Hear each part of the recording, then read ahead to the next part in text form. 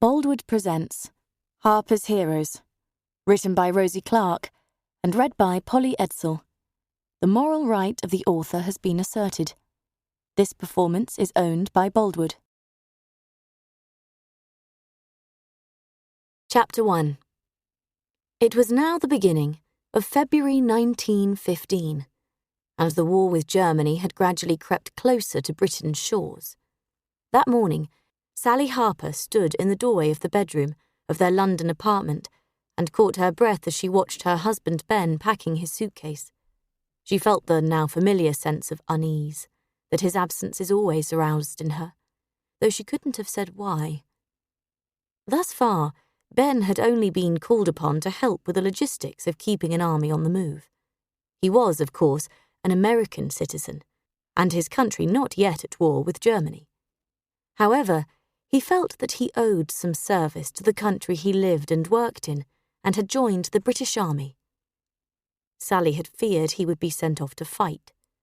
Thousands of other women had husbands, brothers and sons fighting and dying in the trenches of Belgium and France, in the air and on the high seas, and the casualties were mounting.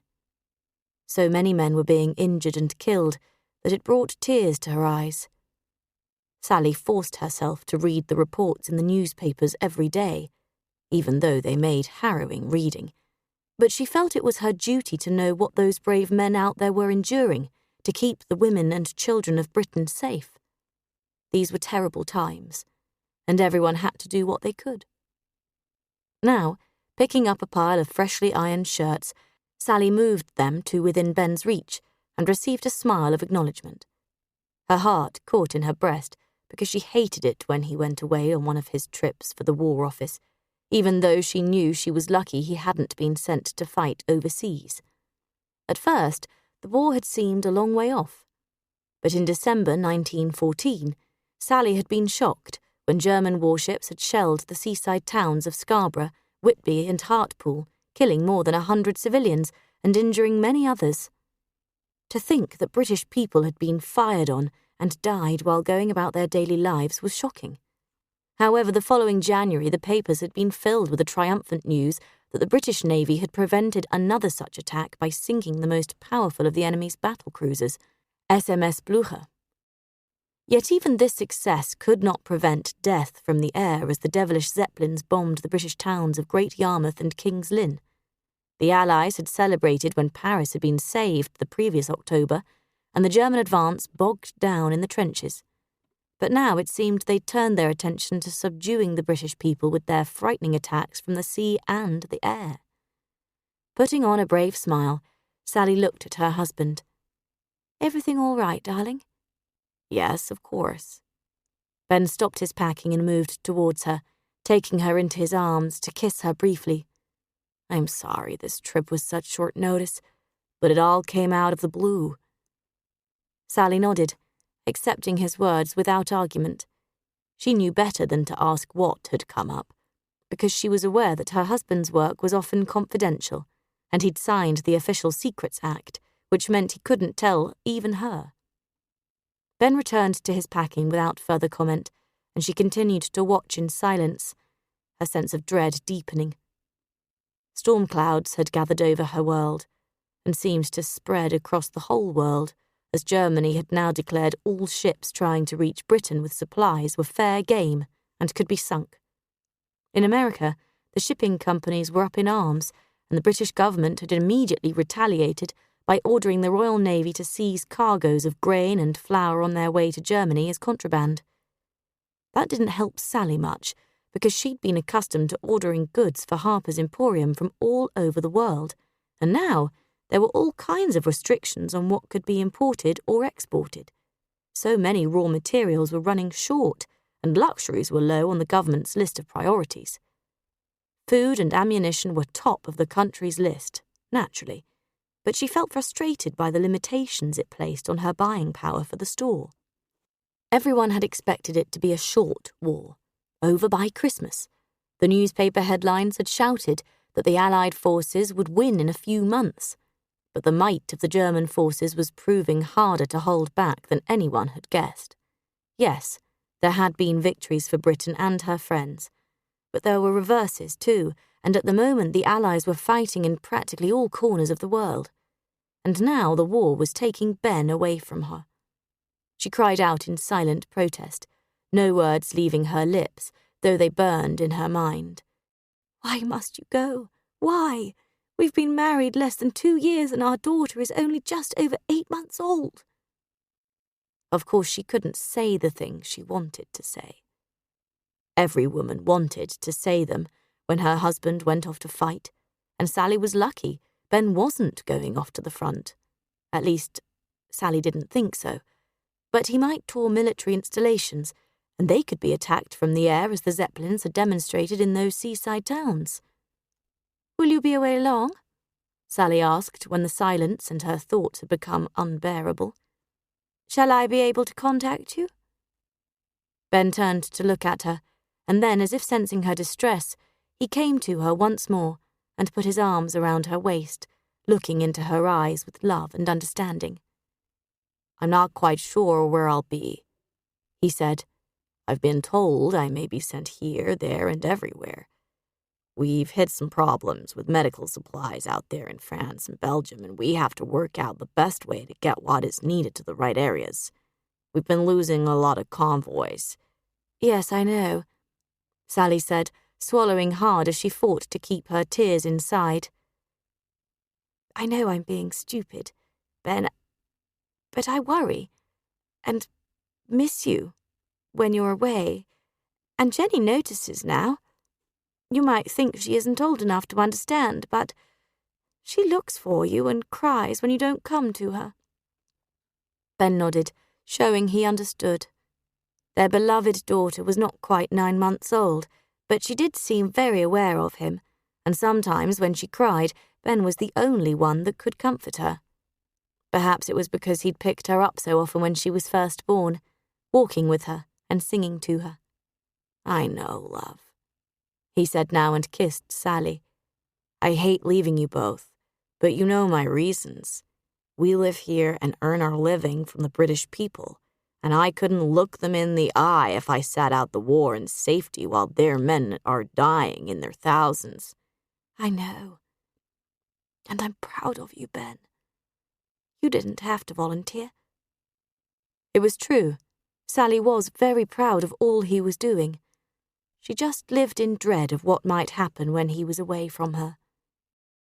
Ben was an American, and as his country was not yet at war with Germany, he could have sat it out, as he'd said, but his pride and his conscience wouldn't allow him to do it. So he joined the British Army as a foreign national, and at the moment he was being used for special assignments, helping with the tricky business of keeping the country going with food, armaments and medical supplies. A job so important that they'd made him Captain Harper, without all the months of training normally expected. It was, she supposed, an honorary title, but it gave him the respect of people who saw his uniform, and meant an end to the white feathers well-meaning but ignorant women were giving to all the men not in uniform. They symbolized cowardice, and that had irritated Ben so much. But they had stopped now he was wearing the uniform of an army captain. "Thank you for being so understanding," he said, smiling at her in the way that made her heart catch with love. "If it were not for you looking after things at Harpers, I couldn't have done any of this, because Stockbridge is a good manager, but he doesn't have your flair. And it would have left a bitter taste in my mouth, Sally.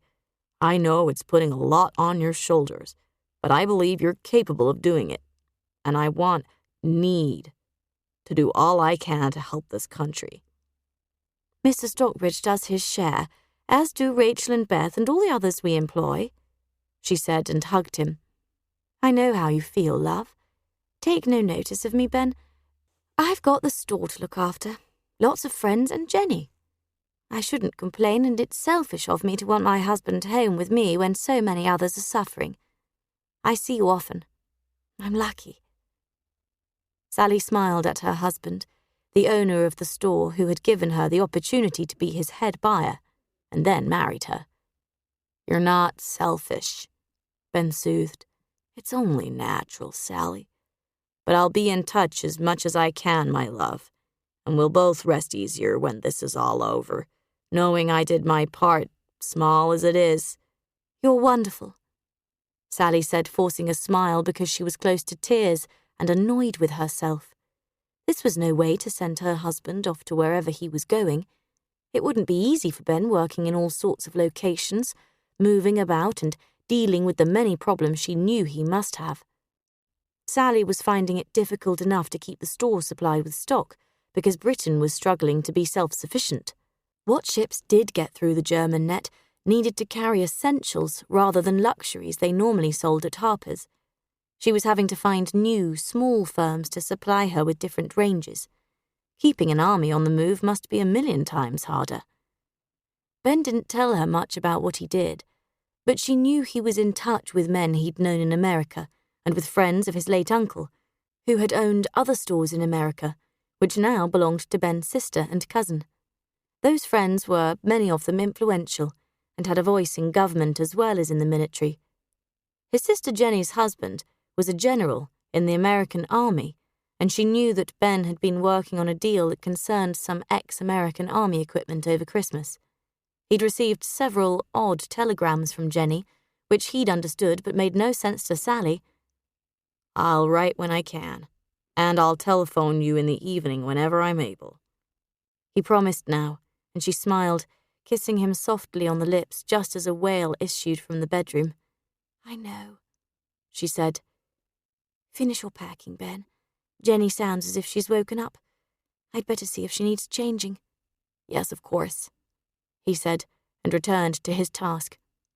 Blinking back the ridiculous tears, Sally went through to her daughter's room and saw that the beautiful little girl was wide awake and looking about her with those big, intelligent eyes that were so much like her father's. "Yes, my darling, you know, don't you?" Sally said and picked her up. Jenny was usually such a good baby, but sometimes, when she decided to cry and scream, it seemed that nothing could comfort her. Ben had spent hours around Christmas time walking the floor with her in his strong arms until she was soothed. She seemed slightly better since then, but now her little face screwed up and she made a wailing sound. "It's all right. Mummy's here with you, and Daddy will come back as soon as he can." As if on cue, Ben walked in carrying his cases. He dumped them on the floor and came to them, taking Jenny from her and kissing her wet cheeks. "Be good for Mommy," he said to the baby, talking to her as if she could understand every word he said. "Daddy loves you, and he will be thinking of you, Jenny, sweetheart. I'll soon be back with you and Mommy." Jenny's wailing stopped magically, and she blew a bubble at him, her mouth forming a perfect O to show off her tiny teeth, of which she now had 4. "There, that's better," Ben said, and popped Jenny back in her cot, where she lay kicking and laughing up at him. "I'd better go, Sally. If I delay any longer, I'll miss my connection, and I'll have to drive all the way there." Sally nodded silently. Ben was right. Delay was pointless. He had a car arriving any moment to take him to the station, and if he missed his connection it would mean frustration and perhaps a reprimand from his superiors. Even though he wasn't in a combat unit, he was still expected to obey orders. "Yes, of course, you must go." She moved forward, kissing him, and stepping back before he could take her in his arms. "Go on, Ben. Leave now." Ben inclined his head, glanced at the cot once more, and left without another word. She knew it was as hard for him to leave them as it was for her and Jenny to see him go. Her daughter started to grizzle as soon as Ben had closed the door behind him. Sally picked her up and cuddled her, but she screamed, refusing to be comforted. Obviously, Sally's unease had communicated itself to her baby, and she blamed herself rather than her child. Jenny was distressed because she knew her mother was upset. Pushing her own emotions to the back of her mind, Sally sang softly to the little girl. It was one of the songs Ben often sang to her, and after a few moments she quietened and was soon sleeping. Sally smiled and placed her baby gently back in her cot. She went through to the sitting room, leaving the child's door open slightly so that she would hear if Jenny cried out. It was 6 o'clock on Sunday evening, and now that Ben had gone, She knew the hours would drag until Mrs. Hall came the next day and Sally could leave for work at Harpers. Thank goodness she had work she loved and good friends, because otherwise she didn't think she could bear the enforced parting from Ben. Sally had spent so much of her life alone and unloved. She hated having to be on her own now. Living with Ben, being loved and loving him had spoiled her, giving her a taste of happiness that she didn't want to lose. Suddenly she laughed and shook her head. What an idiot she was. She was being too morbid. She mustn't dwell on her fears. She should find something to do. There were plenty of new catalogues to look through for new stock, and she was constantly searching for new suppliers now, because her usual sources could not keep Harper's shelves and rails fully stocked. They'd been fully stocked at Christmas because of Sally's industry before the war began, and that had led to really good trading over the festive period. Many women had bought more than normal, perhaps more than they needed, because everyone feared the shortages that were undoubtedly on the way. The newspaper reports left no one in doubt that Britain would have to supply most of its own food and goods for the foreseeable future. The Germans were sinking too many merchant ships, and that meant supplies stocked before the war would start to run out. Everyone would need to tighten their belts. Most of the male staff were already in one of the forces, and some of the girls had joined the VADs, like Maggie Gibbs. However, Sally had plugged the gaps with older men, women and young girls straight from school. Her senior staff like Rachel Bailey, Beth Burrows and Mr. Brown from the men's department trained the newcomers, and standards were still high. Sally frowned, a new worry on her mind now. How would they keep Harpers going once the new regulations and the shortages of raw materials started to bite? The clothes manufacturers she'd used from the beginning were finding it difficult to replenish their cloth, a great deal of which had come from overseas. Some firms that had always used British wool were not feeling the pinch just yet, but silks, cotton, and other materials that were mostly imported or relied on imported ingredients were harder to come by. "I'm sorry, Mrs. Harper," one of her regular suppliers had told her the previous week. "I can only supply half of your order. I've been told I have to regulate my orders so that everyone gets a fair share." "Yes, I do understand," Sally had agreed, "but Harpers have been one of your best customers. Couldn't you make that 2/3 instead?" She smiled at him winningly. "We sold rather a lot over Christmas." "The government will be rationing us soon," the representative had replied. "Then I'll be forced to stick to the rules. But since it's you, I'll up your order to 2/3. You've been good to me in the past, Mrs. Harper, and I'll do my best for you now." Sally had thanked him. She knew that stocking her store was going to be an uphill battle for a while, and thanked her lucky stars for the containers Jenny had sent from America before the war started. Some of the stock probably wouldn't have been her first choice in normal times, but they were far from normal at the moment. Hearing her doorbell ring, Sally went to answer it, slipping the door chain on before she opened it to see who her visitor was. A smile touched her face as she saw the woman standing outside, and she quickly removed the chain, opened the door and invited her in. "Beth!" she cried. "It is so lovely to see you." Beth Burrows was a good friend. They'd started at Harpers together and had remained the best of friends, even when Sally was moved up to the top floor and been made a buyer long before she could normally have expected such a promotion. "Ben told my father-in-law he was leaving this evening, so I guessed you would be on your own," Beth said. Sally embraced her and drew her in. "Fred told me to come over, so I did. He's gone to meet a friend and play cards or something. I should have been on my own." Fred was the storeman at Harpers, and his job was to make sure the new stock got checked in and delivered to the right departments. Sally nodded because her friend's arrival had lifted her feeling of loneliness. "Have you any idea when Jack will be home again?" Beth's husband, Jack, was working on the merchant ships that brought the goods Britain so sorely needed in the country and, like other seamen, was constantly under attack. His life was precarious, and Beth must live in constant fear of a telegram telling her his ship was lost. Beth shook her head, worry in her eyes. He should be back in 3 weeks to a month, but you know how it is. Yes, I do, Beth. You must be worried to death. I do worry. Of course I do. Beth agreed. Jack says he's lucky and I'm not to worry. He's promised me he'll come home safely when all this is over, and I have to believe him. Sally nodded. Every woman in Britain had the same nightmare at the moment.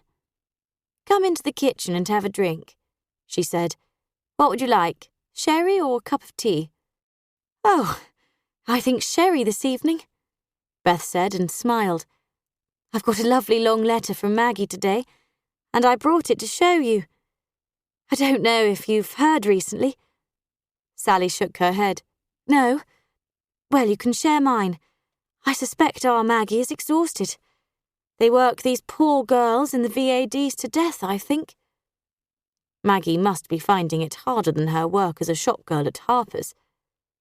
Yes, I'm sure it is very hard work and the uniform is ugly, Sally said, but I understand how Maggie felt and why she wanted to join. When I read of all the casualties over there, I wish I could help those poor men. Maggie was a volunteer to help the nurses and would be given all kinds of jobs to do out there. You already work hard enough, Beth assured her. Someone has to keep Harpers going. Think of all the jobs lost if it just went to the wall because of the war. No manager is going to work as hard to keep things going as you do, Sally. No, that is true, Sally agreed. I do go that extra mile to get the goods we need, and I do seem to have a flair for it, though I still sometimes have to pinch myself when I remember how it happened. She smiled as she remembered something that her husband had told her recently. He'd confessed that he'd fallen in love with her at the start.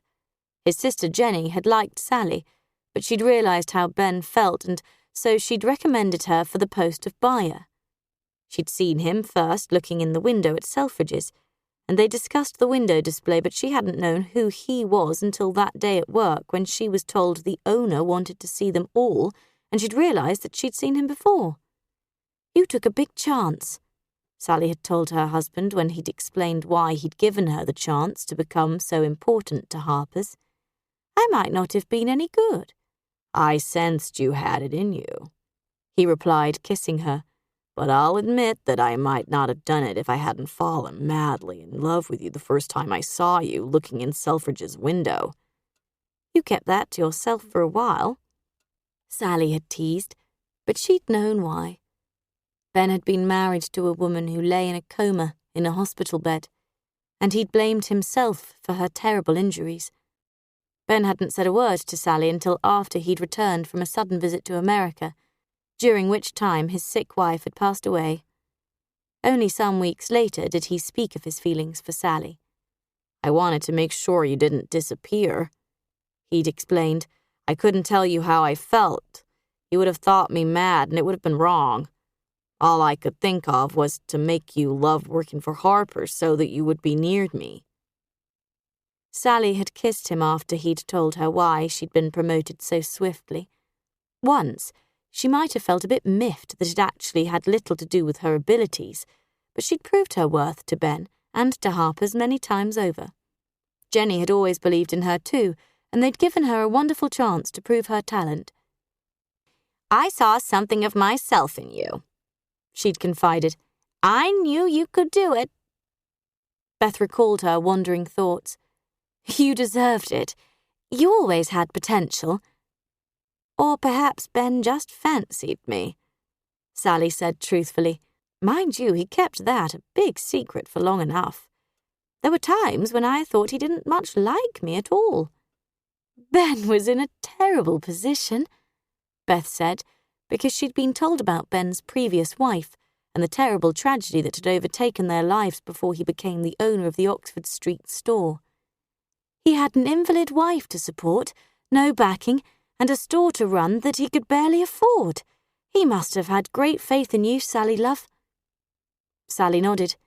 Yes, I suppose I know that deep down, and Jenny had been put in a similar position by her uncle, though I think it was even harder for her because he was critical when she made mistakes, and She says there were quite a few. Both Ben and Jenny have been supportive even when I've bought something that didn't sell. I don't think that has happened much. Oh, there was a line of the hobble skirts that didn't sell through, Sally said ruefully. They were popular, and then they weren't, and I'd ordered more. I had to reduce them to cost price in the after-Christmas sale. They went then, Beth reminded her. Everything was snapped up within days. Yes, that's true. They were good skirts. Sally smiled. I noticed a customer wearing one recently. She'd very cleverly put a little pleat in the back so it kicked out when she walked. If I'd thought of that, Minnie could have done it to all the skirts, and they would have sold at full price. True. Minnie is so clever with her needle, Beth said. She was fond of the middle-aged woman, who did fancy sewing for Harpers and was married to the manager, Mr. Stockbridge. Theirs was a true love story, because they'd found love again after being separated for years. It was only after her sister's death that Minnie had found work and then discovered that her former sweetheart was the manager at Harpers. Yes, she is, Sally agreed. We're lucky Rachel introduced her to us. Rachel Bailey was their friend and the floor supervisor for the whole store, her expert eye making sure that everything was as it should be throughout the day. Beth nodded, but her eyes clouded with concern. Rachel had that batch of letters from her William at Christmas. It seems they'd been held up and all came at once, and now it is happening again. She hasn't had a new letter for weeks, and she's worried about him. Rachel's husband was in the cavalry division, and she worried that he might be in the thick of the fighting somewhere in France. It's awful for Rachel, Sally sympathised, and all the other women who have husbands fighting. I do hate this war, Beth. We all do, her friend agreed. But it is happening, and all we can do is keep going despite everything. An affectionate smile touched her lips, just like poor Maggie. Sally nodded in fervent agreement. Maggie is so brave to put herself through all that, Beth. She doesn't say much, but I know from her letters that she is very tired, and her hands get terribly sore. I sent her some special hand cream, but I don't know if it helped. I miss her, Beth sighed. I think what she's doing is wonderful, but I miss her. Chapter 2. Well, young ladies, this is the day you've all been waiting for. Sister Harris boomed as her sharp eyes moved along the line of young women. They were all gathered in a meeting room at the Royal Sussex County Hospital in Brighton, and a buzz of excited chatter went through the girls as they waited expectantly. Today is the day we allow each of you onto the wards as a probationary nursing assistant. I never expected some of you to make it this far, and I'm surprised and pleased with all of you. Those of you that finished the course this far have worked hard and can be proud of yourselves. She paused and turned to look at the man standing quietly to one side. This is Captain Morgan, and he is looking for volunteers for the front line, but I shall let him speak for himself. She stood back and indicated he should take her place. Thank you, Sister Harris, Captain Morgan said and stepped forward. Maggie was surprised when she saw the officer who had spoken to her at her first aid classes before she joined the VADs. He'd taken her and Becky Stockbridge home in his car because Becky's purse had been stolen and she'd had no money for the bus fare. She'd known he was recruiting nurses for the front because he'd asked if anyone was interested, but it was still surprising to see him here, addressing these young trainees. I know that all of you young ladies have worked like Trojans to reach the standards we set for you before we allow you to help our nurses and wounded. Well done. Maggie touched her friend Sadie's arm and smiled at her, pleased that they were both a part of the final team. She felt at one with her friend. They'd shared the hardships and won through. Over 100 girls had started the course, and no more than 35 had stuck it out, most falling by the wayside in tears over the harshness they had to endure from Sister's tongue. They had all suffered Sister's tongue lashings, but some had managed to get through despite it, and she and Sadie felt proud of themselves for surviving. There was a murmur of relief from the young women around Maggie, some smiles and a few giggles. All of them had endured rigorous training and could now feel satisfied that they'd passed the first of many hurdles in their nursing careers.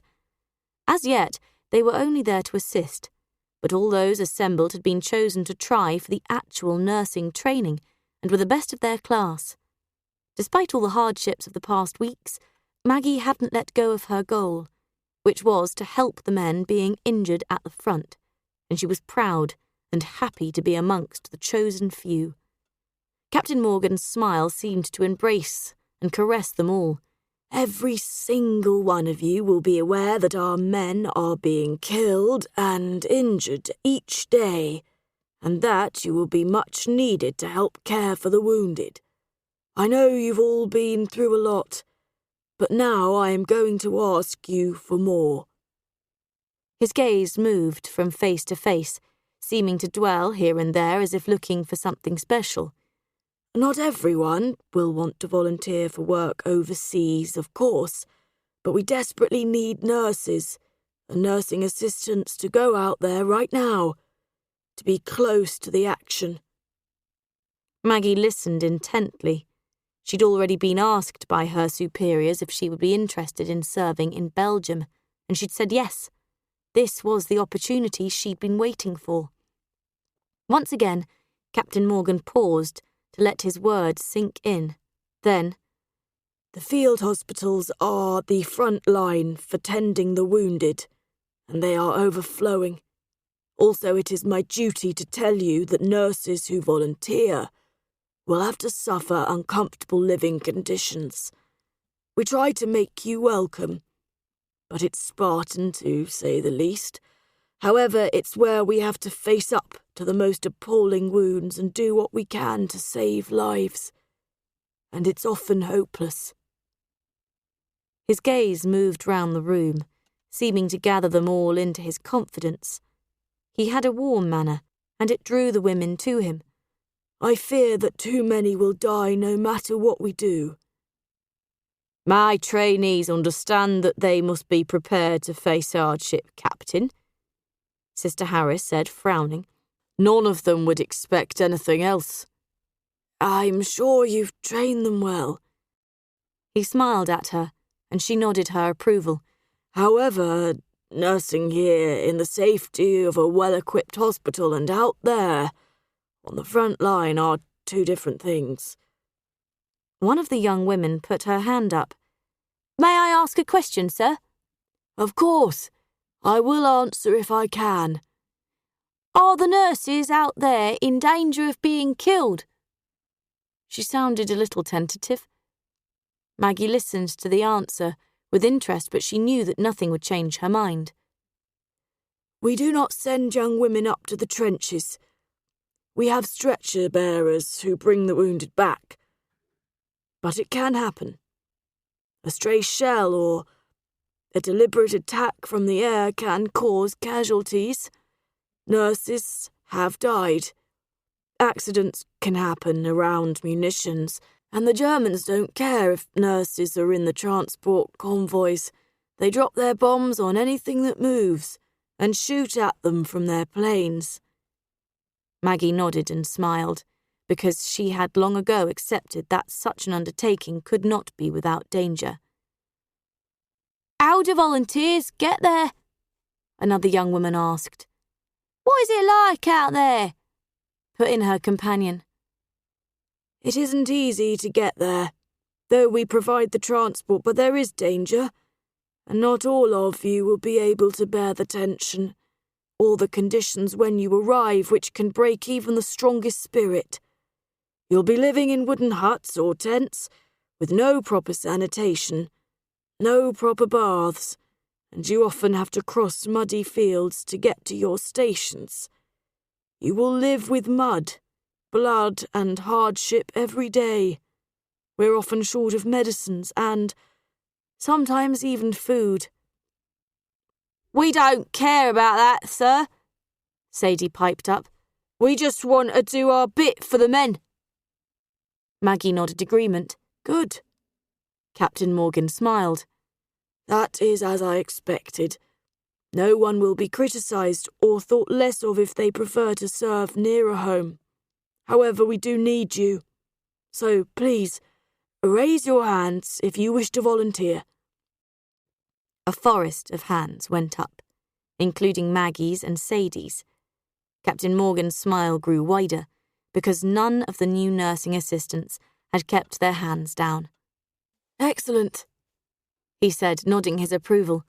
"I don't always get that response, but Sister Harris told me you were a tough bunch, and that is just what we need.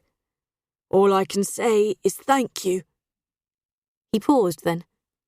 "Any more questions?"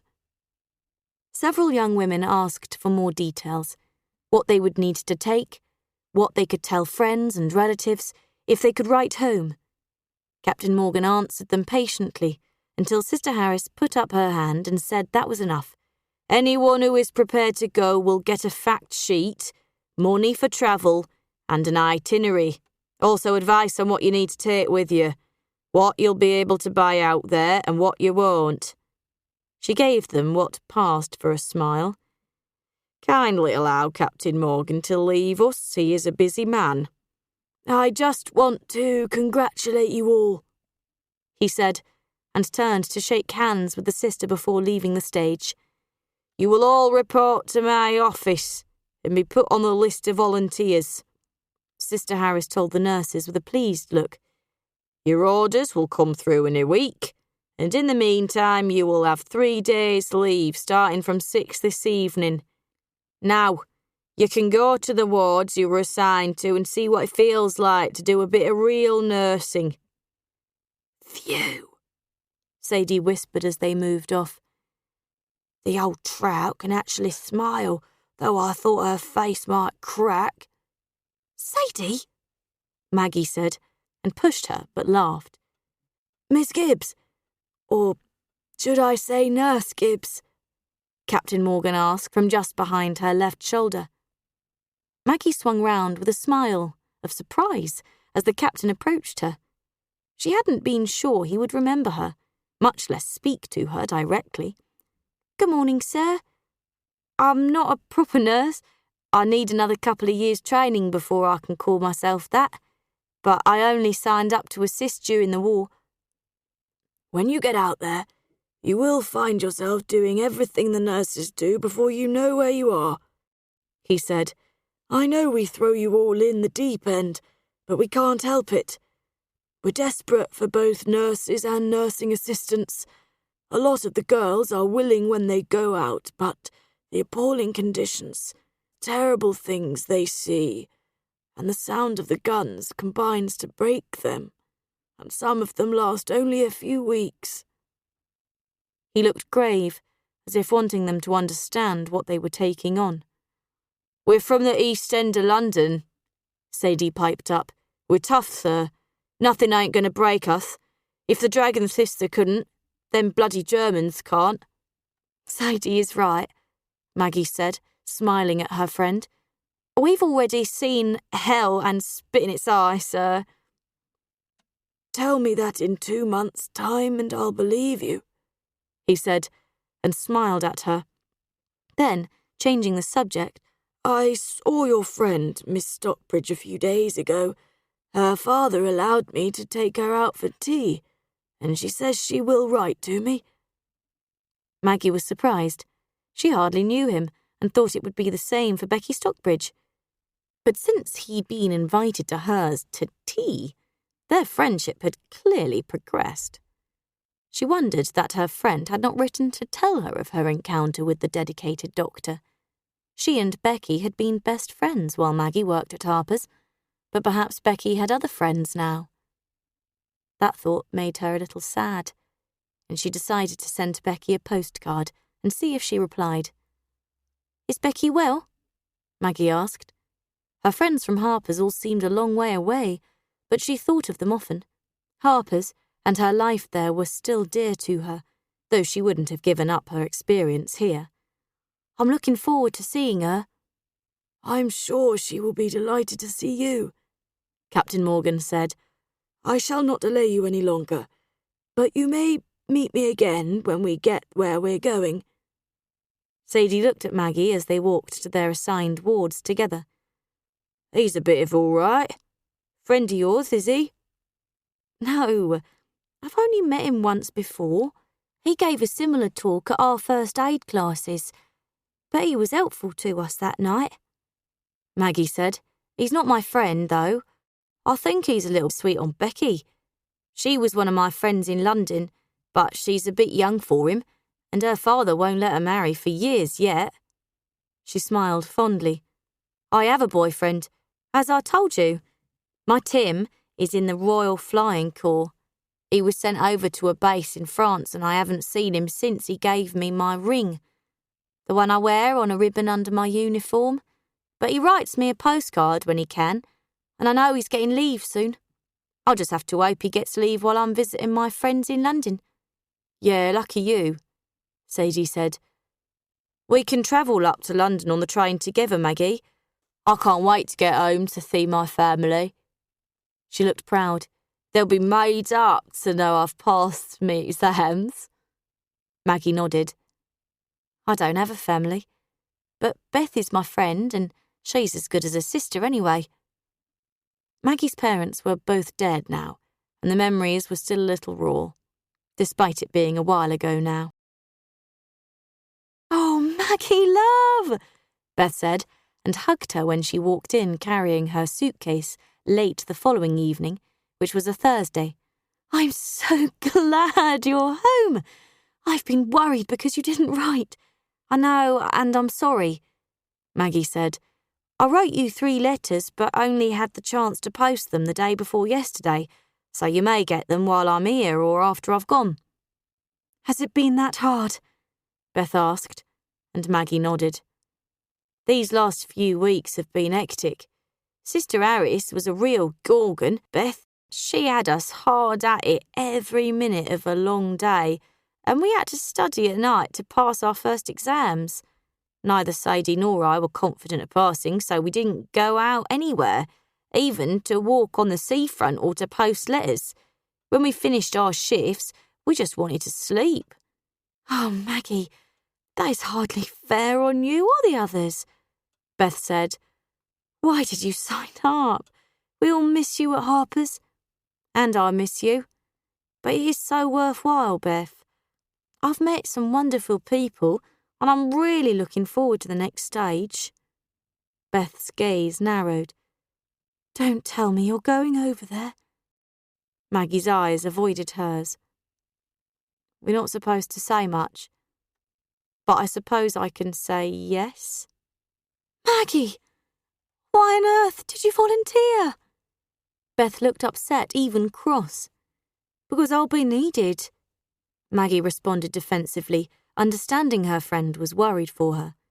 There are hundreds, thousands of wounded, ours, French and others, Beth. The nurses are working so hard, some of them break down mentally and physically. They need help, and some of those wounded men might be ours. It could be Stanley, who used to help Fred, or it might be Marion's sweetheart, or Tim, or Rachel's husband. Her bottom lip trembled. I'd want someone to care for Tim if he was wounded.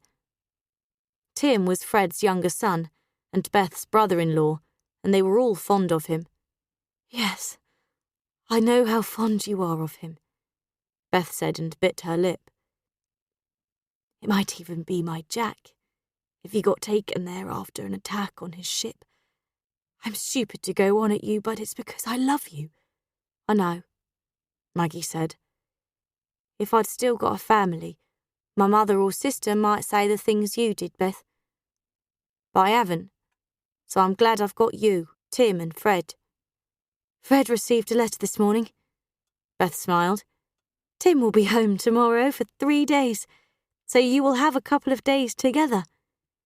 That is lovely, Maggie said, and rushed to hug her, feeling surprised and happy that she would be seeing Tim. I have missed you terribly, Beth. Please don't scold me any more. I'm doing what I have to and I like it, even though it's hard." "Yes, I know," Beth replied and hugged her back. "I'm so glad you're here. You must go and see Sally. She might bring her little Jenny into Harpers, such a lovely child." Maggie nodded, glancing at Beth. There was no sign that she was having the child she longed for, so Maggie said nothing. Beth didn't talk about it much, but she'd seen her looking at Jenny when they'd attended her christening on one of Maggie's brief leaves and knew how much Beth longed for her own child. "Is Jack expected home soon?" she asked, hoping to change the direction of Beth's thoughts. "I think it should be soon," Beth said, and her face lit up. Her husband, Jack, had joined the merchant navy when war became inevitable, knowing that was where he could do the most good. "I got a telegram from America a week ago, where his ship had been sent to pick up important cargo, and he just said, 'Soon now, love, Jack.' So I think it means he'll get leave when his ship docks. I'm so pleased for you," Maggie said, and hugged her again. "I'll call in at Harpers and visit everyone tomorrow." At Harper's store, Maggie made the rounds of the departments, saying hello to everyone, and finished up in the one she thought of as hers. Beth was serving a customer with a leather bag, and the new junior, a girl Maggie didn't know, was wrapping a piece of silver jewellery with loving care. Marion Kay had just sold 2 scarves and was the first to finish. Maggie went up to her and had a chat. Marion had written several times, so they had kept in touch while Maggie was training. Marion joined Harpers some months before Maggie left to take up her volunteer work. She was a friendly girl, with a big family and a boyfriend she loved. "How is Reggie getting on?" she asked. Marion's boyfriend, Reggie, was in the army, but as yet he was still training and had not been sent overseas. Marion's face lit up. "He had leave last weekend and he was wearing full uniform at last, which pleased him," she said. "He thinks they might be off soon, but he says he's been told he will get 2 weeks' leave then, so he'll come home first." "That is wonderful," Maggie said, thrilled for her. 2 whole weeks. You won't know what to do with yourself." "Yes, I shall," Marion smiled. "I've asked for leave so we can spend time together." "I don't blame you," Maggie murmured sympathetically. "Have some fun while you can." "Yes, we shall." Marion's smile faded. "We don't know when he'll get leave again." Maggie understood what she wasn't saying. Reggie could be killed on active service, like any soldier serving at the front, and it could be the last time they were together. She nodded and touched her hand gently. But a customer approached and Maggie stood to one side, watching the new girl's work while Marion was busy. Becky was showing a customer hats, and the new girl was assisting her. Maggie nodded her approval because Becky had soon got the hang of things and she sold her customer 3 hats and left Shirley to pack them while she took charge of the money and change. Miraculously, the department was suddenly clear of customers, and Maggie went to talk to Becky and Shirley for a moment. It was obvious they had bonded, and Maggie felt a little envious, regretting the closeness she'd had with Becky, but then her friend looked directly at her. "You will come and have supper with us this evening?" she said. "It's ages since we saw you, and I know Minnie and Papa would love to see you. I think Tim will be home this afternoon." "You must bring him with you, of course," Becky said. "Do say yes." Maggie nodded. "Yes, we'll come, even if we don't stop long." She promised, and then, with a little wave to Marion, she left the department and made her way upstairs to the office, stopping en route for some minutes to speak to Rachel. "Oh, Miss Gibbs, Mrs. Harper is expecting you," Sally's secretary Ruth Canning told her, and got up to open the door for her. Maggie smiled at the secretary and thanked her. Sally was sitting at her desk, and her little girl was in a cot beside her.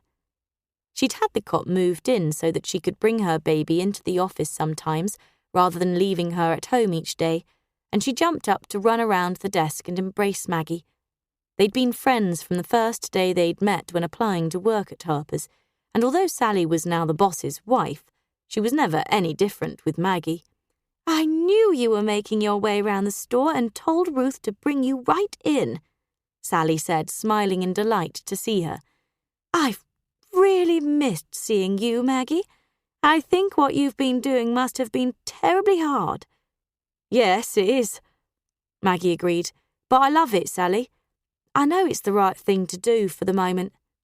All the formality the staff normally maintained during working hours had gone out of the window. They were just two young women, united in friendship and mutual hatred of the war. "I hope you won't forget us and go off to be a nurse when this awful war is over," Sally said, looking at her anxiously. "No, I don't think I shall. Only a few of us will be able to carry on then, because there are far more volunteers than are needed in peacetime." Maggie smiled and breathed in deeply. "I love the smell of Harpers. Perfume and leather and silk. All I've been living is with carbolic and disinfectant." A little laugh escaped her. "Sometimes I think I must have been mad to give all this up, Sally." "Beth thinks you are. She fusses over you like a mother hen," Sally said, eyes sparkling with mischief. "I know Rachel is anxious for you too, but I think it must be quite fun. If I was single, I might have done the same." "You're just the sort they want too," Maggie told her earnestly. "We've lost 2/3 of the girls that started with us, but those of us that are left are tough. Sadie thinks we've seen the worst with our dragon sister, but I think it will be much harder out there in the field hospitals." A little shiver went through her, because she knew life would be very different out there. "You're being sent overseas." Sally looked at her in shock. "Isn't that dangerous?" "Perhaps a little. None of us even thought about that side of it," Maggie said. "We just know we're needed and there's no more to be said. The men have to endure terrible dangers and their living conditions are horrendous. They need whatever help we can give." "Oh, yes, it must be awful for them, and the nurses and doctors too," Sally agreed. "Ben was telling me only the other week that the situation out there is dire as far as the hospitals are concerned. They are gradually sorting things out, I understand, but be prepared to live rough, Maggie. I think the soldiers and the nurses all have to take their turns bathing in those great big wine vats the French use. They have separate areas, of course, but the sanitation is basic, and the toilets will be a row of wooden seats over a trench if you're lucky." "Yes, we've been told we're not about to stay at the Ritz." Maggie laughed. "I'm expecting that kind of thing to be basic, Sally, and we'll mostly be sleeping in tents. I'm not worried about that. It's if we run short of medicines for our patients that concerns me." "That's one of the things that Ben has been asked to help sort out," Sally told her. "It's his job. He has to source supplies and get them there, and to discover what is needed most. So let me know what is needed if you can, and I'll pass any information on to Ben." "We're only allowed to say certain things on our special postcards," Maggie replied. "But we could work out a code. If I say things are wonderful, you'll know they're dire. And if I say there is plenty of fresh air, you'll know we need everything you can send us." "Oh, yes, that's clever," Sally said. "It won't tell the enemy anything, but it may help Ben to know what you need. You won't be able to tell us where you are, though." "No, but it will be much the same everywhere out there." Maggie laughed a little nervously. "It is all exciting and a bit frightening, but I cannot wait to get out there and do my best." "Oh, you will do well. I'm proud of you," Sally said, and picked Jenny up. The little girl was awake and waving her small fists at them. "Do you want to hold her?" "Just for a little while," Maggie said, and took the babe with a smile. "She's Beautiful, Sally, and getting bigger every time I see her. She is growing fast. Sally smiled lovingly at her child. I wouldn't be without her for the world. Shall you get time to visit us at home? Becky invited me to supper this evening, Maggie said. Tim may want to go somewhere tomorrow, but I'll pop in and see you again when I have time. Sally ordered coffee and biscuits for them, and Maggie stopped to chat for nearly an hour before taking her leave. She needed to shop for items she'd been told she might need.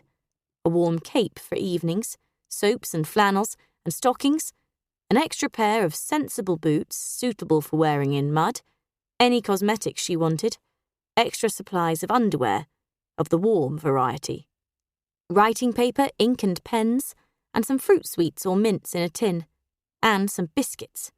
All the things it would be impossible to find when she was in France or Belgium at the front. If you take some cigarettes, the soldiers will be grateful, so pack them even if you don't smoke, Sister had instructed. Also take a favourite book, something you can read over again, or one you can pass on when you've finished it. Everyone needs to share out there, nurses, and it's good if you have a few extras to help others. Maggie smiled to herself. Sometimes she felt a little nervous of the future, but overall she was excited. It was going to be an adventure. Tim was waiting when Maggie got home with all her parcels. He came out to meet her, and she ran straight into his arms, dropping everything. She hugged and kissed him, tears trickling down her cheeks as they both hung on for dear life.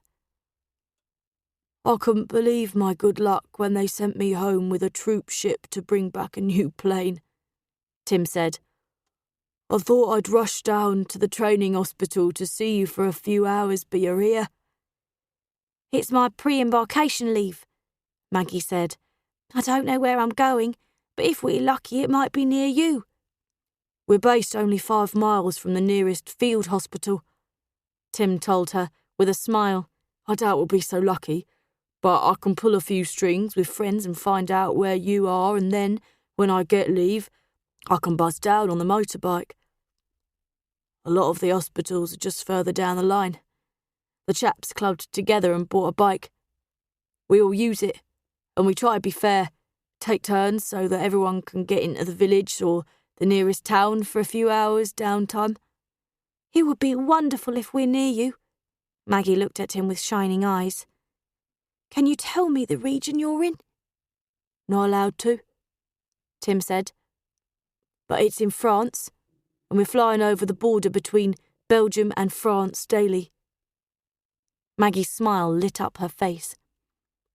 I don't know for sure, but someone hinted that we'd be close to the French border. I know that could stretch hundreds of miles, but we might just be lucky. Tim touched her cheek and then bent his head to kiss her tenderly.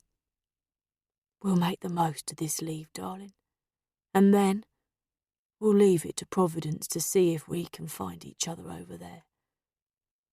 Oh, Tim, she said and sighed. I love you so much. As he kissed her passionately, she wished, for a moment, that she'd told him she would marry him when he'd first asked her. It had been after Minnie's wedding and had taken her by surprise. Caught up in her plans, she'd asked him to wait because the service did not accept married women. Now she thought perhaps she ought to have said yes and kept it a secret. At least then they might have had a little time together as husband and wife. And yet she knew that she was being driven to do what she considered her duty. As a wife, she could not have served, and Tim would have wanted her to stay home, stay safe. One day they would be together, but first they had to get through this wretched war, which seemed to have reached a stalemate in the trenches, with constant fighting but little actual progress for either side. I love you, Maggie, Tim told her. Keep your head down, my love. Don't volunteer for frontline duties and think of me. I shall think of you always, she promised. You have to keep safe for me, Tim. Remember, I'm counting on you to come home to me. Chapter 3. Sally felt a bit restless in the days after Maggie had left. She went to work, looked after her baby, and sat listening for the telephone in the evenings, hoping for a call from Ben. Her young friend was doing something so worthwhile and about to have adventures in France or Belgium, and she envied her in a way. Of course, she could never regret her marriage or her wonderful baby or her job at Harpers, which kept her on her toes most of the time. But now and then, with Ben away at some secret location on the south coast, she felt lonely. She missed the companionship she'd shared at the flat with Maggie, Beth, and Rachel. It had been soon after they all started working for Harpers, and just after the death of Maggie's mother. She'd been glad of their company. That morning she'd taken her baby into the office. Jenny was sleeping in her cot, her sweet face flushed and calm, and Sally scolded herself for her feelings. It should be enough for her to have a loving husband who was mostly based in London, and she felt disloyal for even thinking that she might have enjoyed following in Maggie's footsteps. If she needed more to do with her time, Sally should join one of the many volunteer groups, but not a sewing or knitting circle. She couldn't think of anything that would bore her more. She was being foolish. Sally's time was fully occupied with Harpers and her child. Yet she wouldn't mind helping with something if she could, and there were hours when she was alone and the time dragged.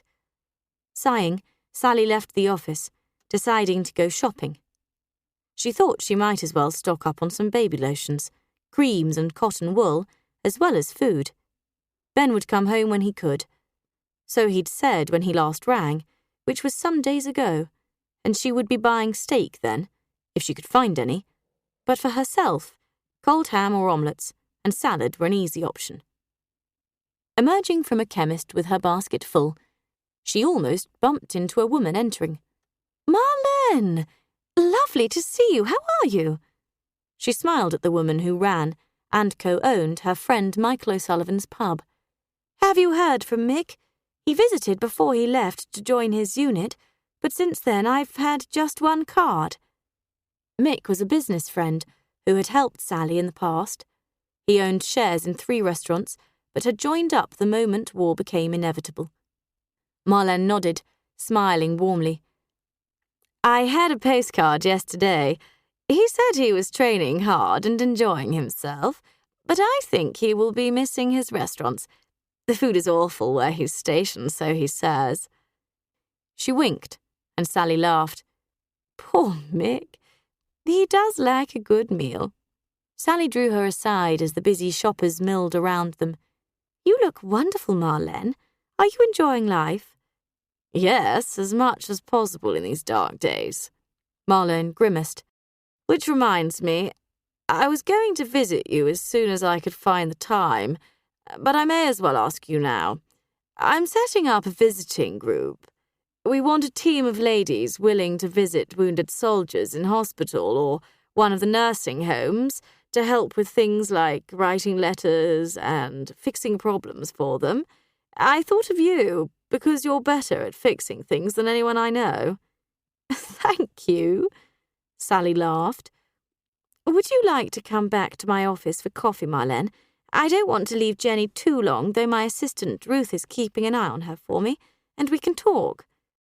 "I'd like that very much," Marlene agreed. She smiled and nodded to herself. "I invested that £50 you gave me, and $450 for myself. Mick was chuffed to bits that you'd invested with him. It really pleased him, and it meant that I still had my little emergency fund." Marlene had been £50 short of the money Mick needed, and so she'd offered the money she'd saved to help her out. "It was hardly anything," Sally said, feeling a little embarrassed because it had been such a small amount and a little thing to do for her friends.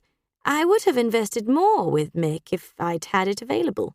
"Yes, I know," Marlene agreed as they walked back down Oxford Street together.